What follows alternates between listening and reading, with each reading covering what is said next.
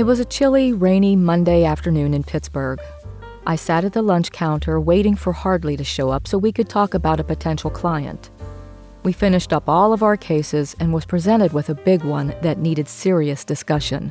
So we decided to goof off and not talk about work and enjoy a quiet lunch for a change. While I waited for my partner, I leafed through a newspaper I found sitting at the end of the counter. Lately, I had been obsessed with working crossword puzzles in the newspaper. This paper had one partially finished, done in pen, with a heavy hand. The nerve! Especially when, after double-checking all the answers, the person didn't answer a single one right. It took me a few minutes before I realized that the answers weren't wrong. The crossword contained a rather specific message. Sorry I'm late. My damn car broke down and I had to walk 5 blocks in the pouring rain. Did you order yet? Did you have to shake your wet coat all over me? No, I didn't order yet, but I have to show you something. Excuse me, miss? Hey, hon, yin's ready to order? Lots of coffee, tuna melt, fries, pie later. Lacey, BLT? Yep, and keep the coffee coming. Thanks, Vi. Be right back. Hey, check this out. Look at this message.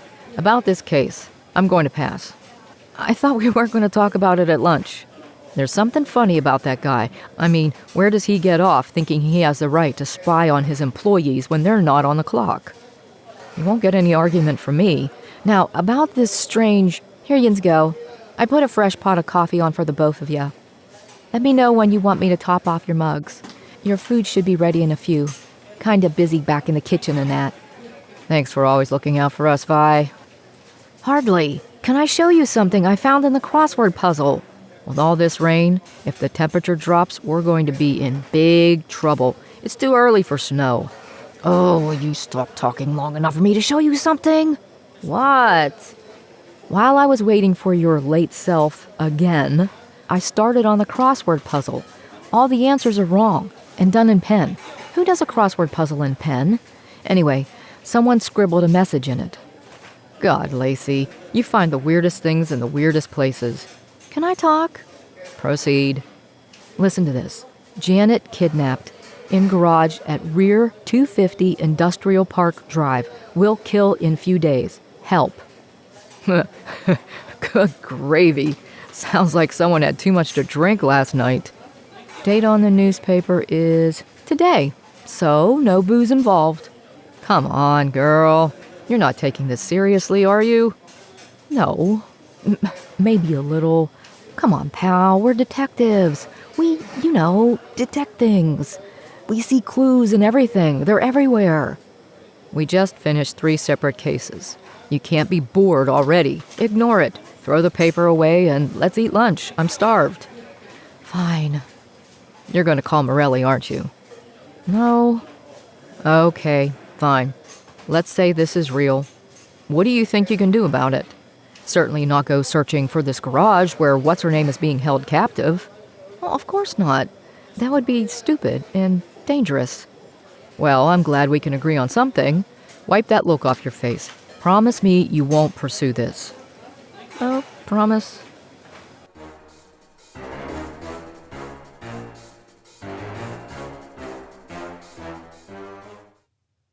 After lunch, while Hardley ran back to his broken-down car to meet with the tow truck driver, I raced to the office to call Morelli while I was alone. Hardley had already scolded me for taking this cryptic message in the crossword puzzle too seriously, but because I am who I am, I had to know if there was anyone reported missing. Morelli here. Make it snappy. It's me, your favorite pain in the backside. Got a minute? About to head out, but I can give you a few. What's up? Will you promise not to laugh or tell Hardley what I'm about to tell you? Miss Stocking, when someone tells me not to laugh at something, I'm already laughing at them. It's just a reflex, but I'll try to behave. Right, okay. So, hypothetically speaking, if you found a strange handwritten clue in, say, a crossword puzzle that mentioned a total stranger had been kidnapped and was going to be killed in a few days, would you take it seriously? It's not that funny, really. Did this happen to you by any chance? Maybe? Okay, yes. Lacey, it's probably someone's idea of a joke. Think about it. What are the odds that a private detective or even a cop would pick up on that and do something about it? Well, it's at the diner where the police go to, especially in the mornings. Hardly and me go there all the time. It was in today's paper. Maybe they just wanted someone to know what was happening. I don't know. I'm listening to myself talk and I sound really stupid. You must think I'm a crackpot. Yeah, but you're my favorite crackpot. My question is this. Why didn't this person just go to the authorities with this? Hey, what did the message say anyway?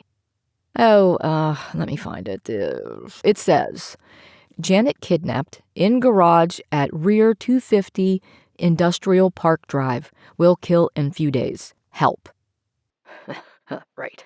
Oh, okay, so I got nothing, Lacey. You're just as frustrating as my partner, you know? How on earth could you think that this was anything but a joke? Okay, fine. Has anyone named Janet been reported missing? Nothing has come across my desk, but the minute it does, I'll give you a ring. Got it? I have to run. I hung up the phone, feeling like an absolute idiot for getting all riled up over something that was obviously a joke. A sick one, but I had a good laugh at myself and decided to call it an early day. The cold rain had me feeling homesick and achy, so I left hardly a note that I would be in tomorrow morning, grabbed my coat and umbrella, and locked the door on the way out.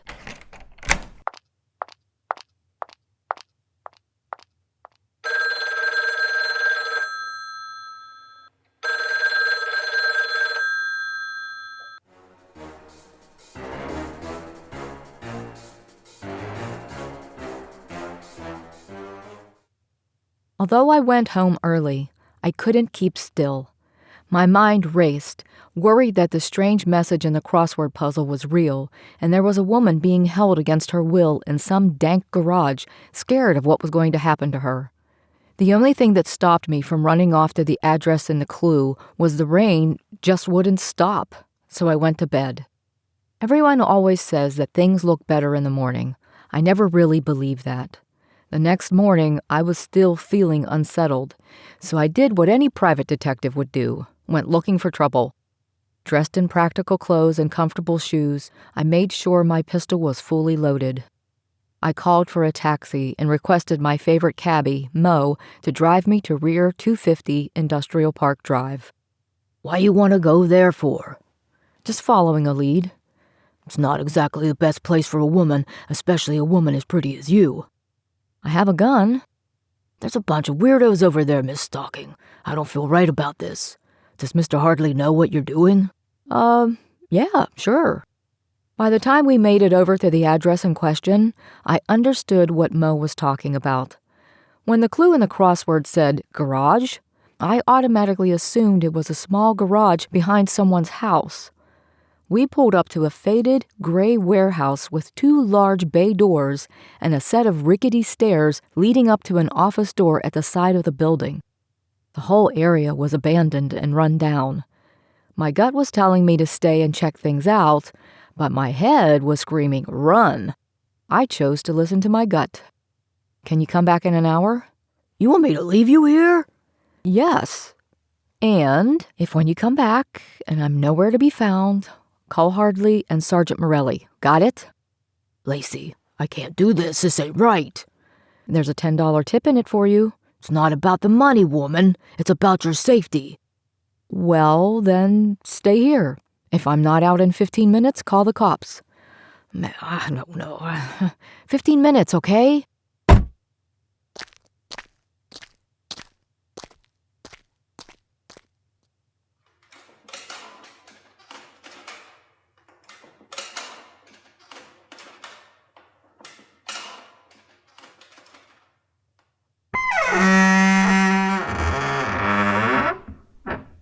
Hello? Oh boy, what did I get myself into?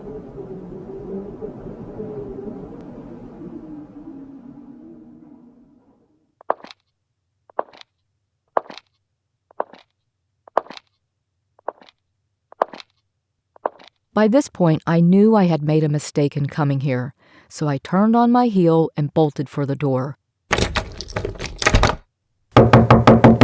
Unfortunately, the door was locked. I was stuck. I pulled out my gun and took aim at the keyhole. "Help me! Someone please help me! I'm being held against my will!" "Janet, where are you?" I followed the sound of the voice. It was coming from the other side of the warehouse. "Help me, please, help me! Help me!" "Hello? Can you hear me?" What are you doing here?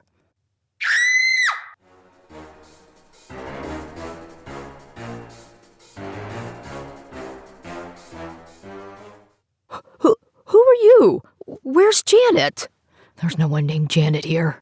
I heard a woman screaming for help. Where is she? It was probably a group of kids playing outside. I didn't see anyone out there. Please help me. You mind explaining that? You best mind your own business, lady, or you'll find yourself floating in the Mon River. I'm a private detective, and I have a gun. That don't mean nothing if I get to you first. You mean like this? I stepped back and kicked the man in the groin as hard as I could. The man was going to be hurting for a while, so I ran in the direction of where I heard the woman calling for help. "Janet! Janet! Where are you?" "I'm here, locked in this room. Can you hear me? Help me!" I ran toward Janet's voice, down this long passageway that felt like it could give out from under me at any second. "Janet? In here." I stood outside a locked door where Janet was being held captive. Luckily, the door was closed shut with a metal slide and not a key. The man would come after me sooner or later, and I would have my gun ready. But first, I had to see if Janet was all right. I opened the door to a dark, stuffy room that smelled of body odor and excrement. What little I could see of her, she was rail thin, looking like she hadn't eaten in days. "Janet?" "Please untie me. Hurry, please. Where is he anyway?" I'm right here. Now I've got both of you.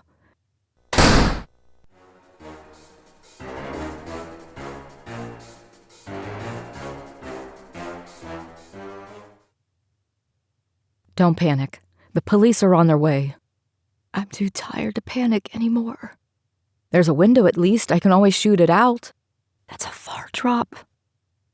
I don't want to die here. I'm not going to let that happen. How did you even know I was here? Someone left a message in a crossword puzzle. It must have been my sister. She loves doing the crossword. I told her if anything ever happened to me, if I ever came up missing, to look here first. I tried going to the police, showed them the bruises. They wouldn't do anything. "Lacey, you in here?" "Ugh. Lacey, you all right?" "Oh my God. Are you Janet?" "Morelli, Jenkins, anyone?" "Lacey, if I ever doubt your instincts again, I give you full permission to box my ears." "She's too weak to move. We're going to need an ambulance." "I heard a shot. Did you kill him?" "No, he's still in the building somewhere. We have the place surrounded." "You called Hardley?" "Jenkins, I need you to stay with Janet until the ambulance arrives and we find this guy. Where's Morelli?" "He and the other men are spreading out, searching the building." "Okay, Lacey, let's go. Got your pistol ready?" "Don't kill him, please. He needs help." "You know this guy?" "He's my husband."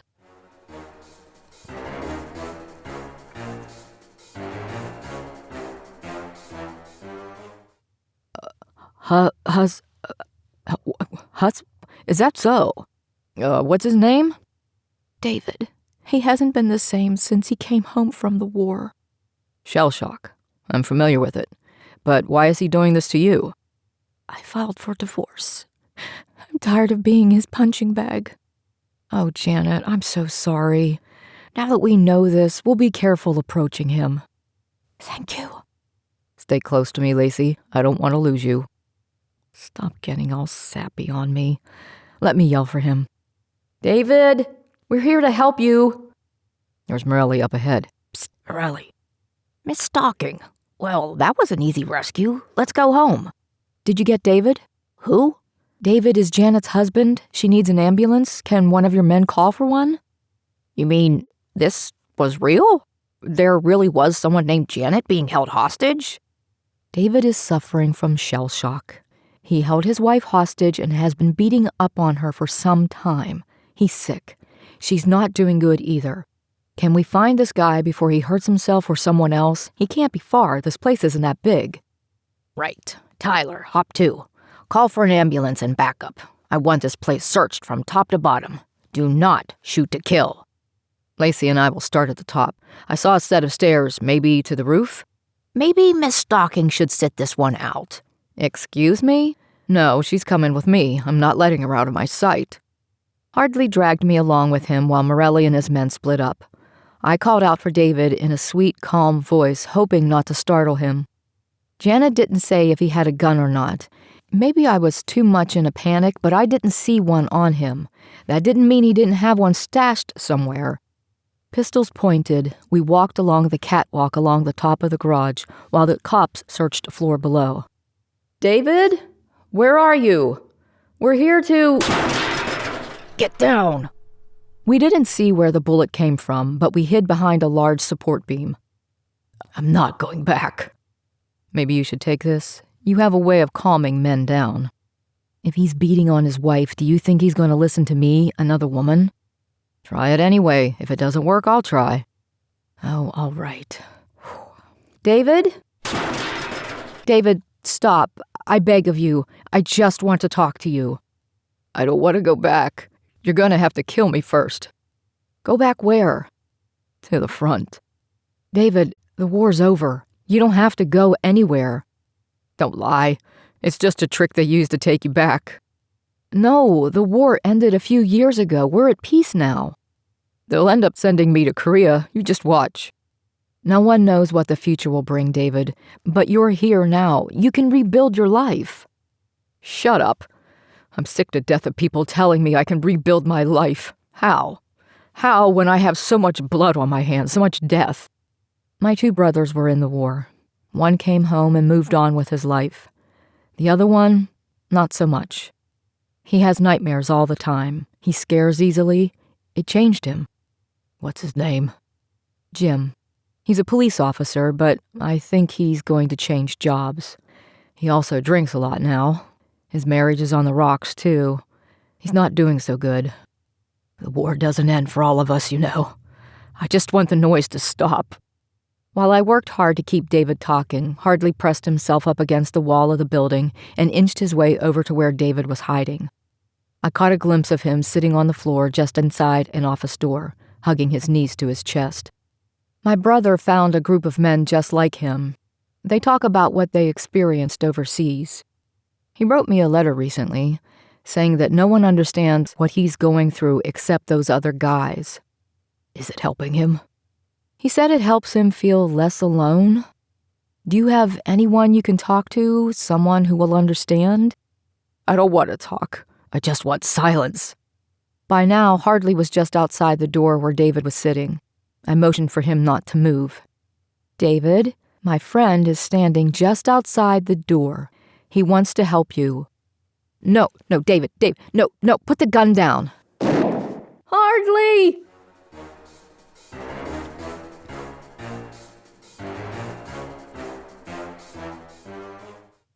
How are you, Janet? The color is returning to your face. I'm getting there. I've gained 5 pounds just by eating this awful hospital food. How's David? He's under the care of a psychiatrist, although very reluctantly from what I heard. Once you're well enough, you can begin to pick up the pieces, and I don't want him back. I still love him, but he's not the same man I married. My sister says just give it time and he'll come around, but she doesn't know what I know. The spark of life went out in his eyes. He hurt me bad. I don't know if I can ever forgive him. That's completely up to you and no one else. How's your friend? Oh, Hardly? Well, the bullet grazed his arm, but he'll be fine. He's more upset about not being able to play pool than anything else. That's good to hear. Thank you, by the way, for rescuing me. My sister went into that diner every morning, knowing that's where all the cops went, and tried to talk to them about my situation, leaving clues everywhere. You were the only one who took it seriously. I owe you my life. You only owe me one thing. Oh, and what's that? To find peace of mind. I will, someday. Thank you again, Miss Stocking.